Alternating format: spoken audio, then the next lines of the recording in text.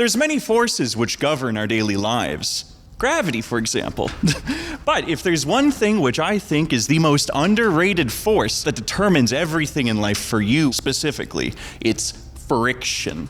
Take this, for example, this thing I'm hanging off of. This is actually the entrance to this warehouse I shoot out of. Did you know that? I have to climb up and down this thing, 2.5 stories, with 50 pounds of equipment between all my water, my lighting, my camera, my everything. And it's just me here. I am a one-man run and gun op. I have to shimmy up this thing at the end of the night at 3 a.m. with all my equipment in the dark, alone, no lights, right? And so, knowing this, everyone always asks me, Net Loss, what's it like? How can you manage to shoot in this insane asylum of a factory at 3 a.m. alone? Aren't you scared? But again, this structure, what it represents, in a literal sense, this makes it so that you must be cool to enter. I've actually ran into dozens of people here, even on especially a nice day like today. I've already had like 3 or 4 different groups of people, all ages shockingly, come through here while I'm filming. And yet not once have I ever ran into a single bad person here. Literally hundreds of random encounters, and yet not once have I ever had a bad one. How is that possible? It's because friction determines everything. Friction is what prevents shitty people from coming here. This skill check of an entrance means that only cool people end up showing up in these abandoned buildings. And so that's why every time I meet anyone here, they're always sick people. It's never a concern. But this is everything in life. Friction determines what you will do, what you will fall victim to. Friction determines whether or not you're going to get up early in the morning, whether you'll get addicted to something, whether you'll be able to get in shape like you want, whether you'll be able to study as long as you want, whether you'll bother to start that business, get that job, strive for more, or be content with less. All of this comes down to friction. You see, friction governs everything in life, but people view it as the knife it is pointed against them. I'm going to tell you today how to use that knife, take it and turn it on life, and get exactly what you want out of it. How to start anything, quit anything, anything on earth, it all comes down to friction. Friction is king. Friction is everything. Let me take you down, down, down, down,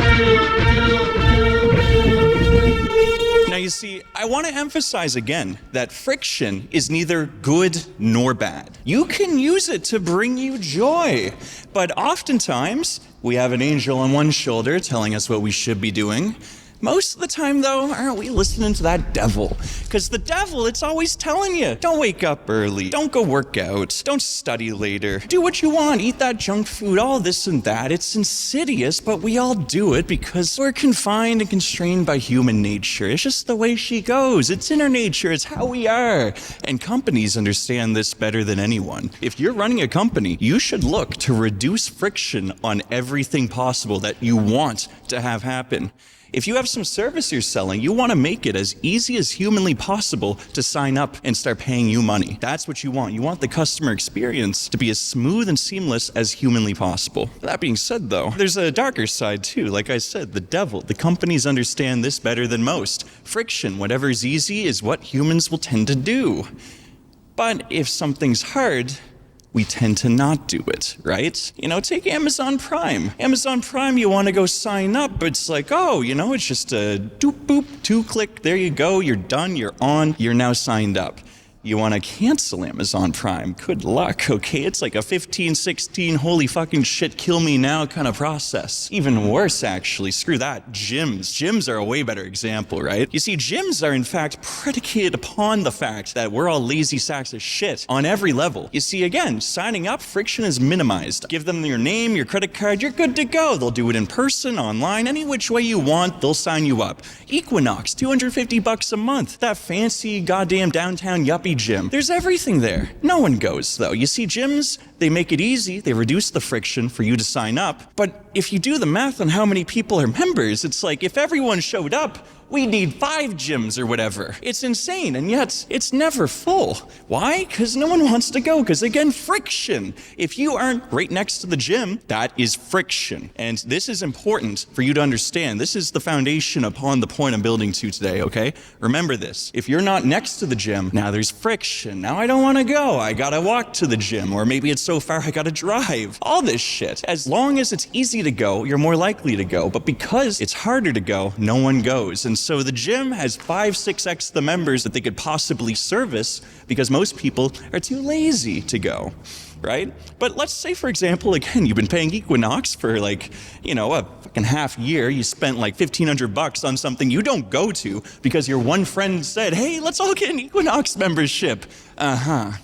Whatever, you did it, and you're like, okay, I gotta stop this. This is a 4-figure hole I've got no value for. So you go in and they're like, oh, cancel. Oh, you can't do that in person. You go online. Oh, cancel. You can't do that online. You call. Oh, cancel. You can't do that on the phone. What do you got to do? Okay, so step 1. Okay, I got to go write a letter. Then I must go and get it notarized by a notary or something. And then I got to go on this treasure hunt and all this shit. Because they know the more friction there is, the more likely you're to say, fuck it, forget about it. And then another month to Equinox, $250 more in their pocket for nothing in return. That is what these companies are predicated upon. It's not just to minimize the friction of signing up and giving them money. It's to maximize the friction so that you can't be bothered to go and stop giving them free money. Seriously, like the treasure map, it's like some fucking Nathan Fielder skit just to quit a gym. Like genuinely, if you want to torture someone, steal their credit card and sign them up for gym memberships. That is the truest way to mentally destroy someone. But you see, again, it's not just that. Like Amazon, same deal, 16, 17 steps just to cancel Amazon Prime. On the other hand, it's like, oh, I want to go buy spur of the moment. You're like, wouldn't it be cool to have a giant Santa in my studio or something? Like a Santa that is so large that it cannot fit inside the room, like it's bent over. Yeah, it's a funny idea, an $80 funny idea though? No. But again, in the heat of the moment, you see that one-click buy, it's already on its way by the time it's there, and it's like, oh shit. This is not worth $80, but it's too late because now you got to return it. So you got to print a label. You got to go to the post store like Canada Post. And oh, they're on strike. I guess I'm not doing that today. And then you wait for them to be off strike and then you got to send it. And then like just all this shit is just Jesus. They're predicated upon the fact that you're not going to be bothered. You're not going to be arsed to go and deal with the return type shit. Again, it's all down to the friction. Friction is king. Friction is everything. This is how they get you. And I know I shit on Lena Khan, but I will say this, okay? Her failed attempt to go and stop this asymmetrical sign-up cancellation sort of service and process, that does need to be done. But again, like as long as we have political leaders that are so old, they can't be bothered to learn what it's like to live in this day and age, we're just stuck with the way she is, okay? But again, I just want you to really hone in on the concept of friction and how businesses use it to their advantage so it's easier to give them money and it's harder to stop giving them money, right? And again, remember the gym concept. You're too far from the gym, so you don't bother going. The further you are from the gym, the less likely it is you'll go. This is what I want you to remember today. Remember, okay? Friction can be the devil, but it can also be an angel, okay? Sometimes friction can be used for good, but that's the thing. No one's gonna do it for you. You gotta do it yourself, and that's friction in and of itself, right? You actually have to take action to leverage friction. Let me explain now why this is the most important concept in your life.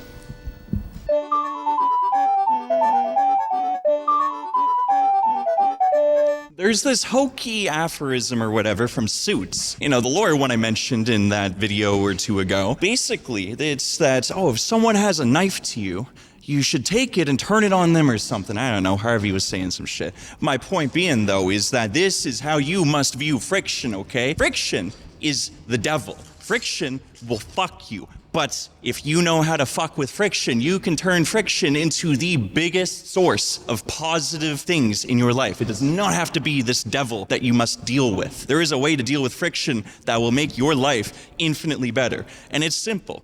Friction. The less friction there is, the more likely you will do something. The more friction there is, the less likely you will do something. Currently, I'm quitting vaping, okay? I've quit it many times before. It's hard because I go home for Christmas and there's my grandmother vaping. I quit it for multiple years, but then when I joined the CCCRU, suddenly there's people vaping again, and next thing you know, I'm back into this shit once more. I was out!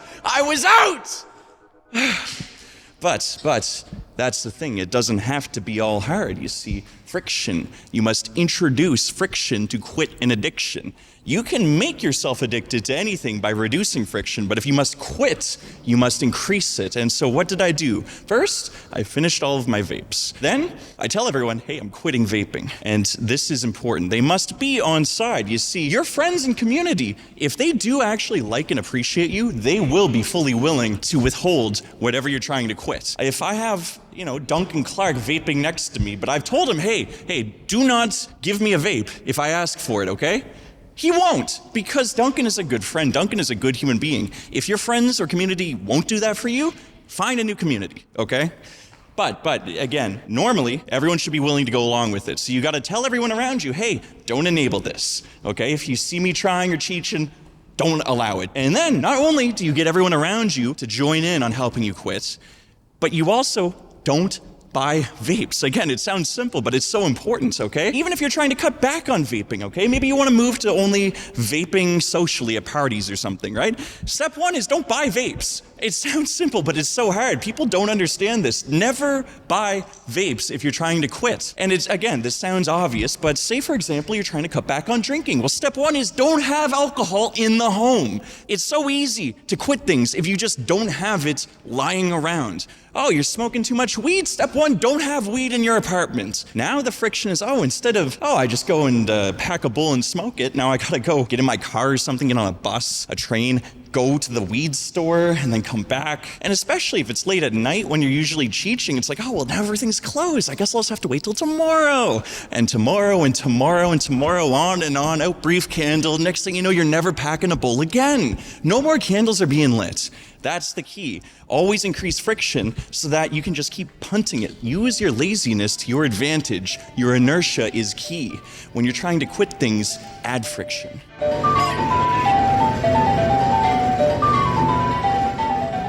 When you're trying to start things, though, this is, in fact, I think the more important thing. It's easy to quit things. It's hard to start things. They say it takes 3 weeks to build a habit or whatever. But step 0 is kill any friction. You want a gym? You want to go to the gym? You want to get jacked? You better fucking make sure there's nothing standing in the way, okay? If you're truly struggling to go to the gym, maybe it's better to buy some gym equipment. Not a bunch, just like one thing that is versatile. Like I bought... terrible branding, but it's called the Harambe system. It's an isometric, latex band kind of workout system. It can do every muscle group. And you see, I'm a lazy motherfucker, okay? I don't want to go to the gym. I don't want to wake up early for that shit. I don't want to do that late at night. I don't want to see other people when I'm working out. I don't want to have to make it a big event. I don't want to have to leave my house, right? And so how do I do this? How do I make sure I'm working out when I am the laziest fucker on earth? I've been extremely productive for my age. In terms of what you could conceivably do by this age, I've done a lot. Right? But I would classify myself as a very lazy person because I just can't be bothered with a lot of stuff, Like it's just, God, I gotta work out. So what do? I buy that shit. It's at the foot of my bed any time of day. Okay, I'm waking up. Maybe I'm in the mood then. Boom, workout. Oh, I'm coming back from work late at night. Oh, I'm in the mood then. Boom, workout. Okay. Oh, I'm just looking for a break, something to do besides edit all day. Boom, workout. Like it's just at any moment, there's zero friction, so that surely to Christ, there'll be something every day where you're just like, finally, the stars have aligned, right? That's what everyone's looking for. Everyone's like, I would love to do X, Y, Z if only things were more convenient, or if only this or that wasn't standing in the way. There'll always be something, okay? And it's one thing to say, you gotta just power through it willpower-wise. And yeah, look, you can do that, but for most of us, we cannot. The more things in the way, the more that must align, the less likely the stars to align. And so the key is just to get rid of as many of those barriers as possible. So that's much more likely for the stars to align, okay?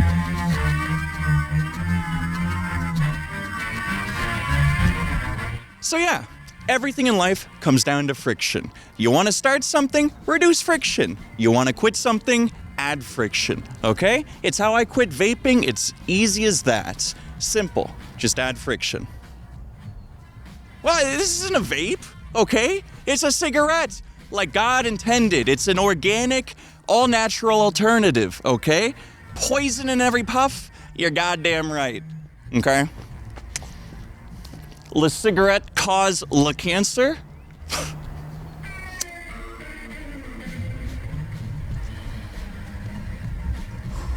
What was I doing again? Damn, are you seeing this wildfire, fucking sun? God damn. You're probably not. But hey, okay, that's just the way she goes. Simple as. Add friction, you'll stop shit. Remove friction, you'll start shit. Simple as. And now don't let any business try and trap you otherwise, okay? Because that's how she gets you. That's how the game's played.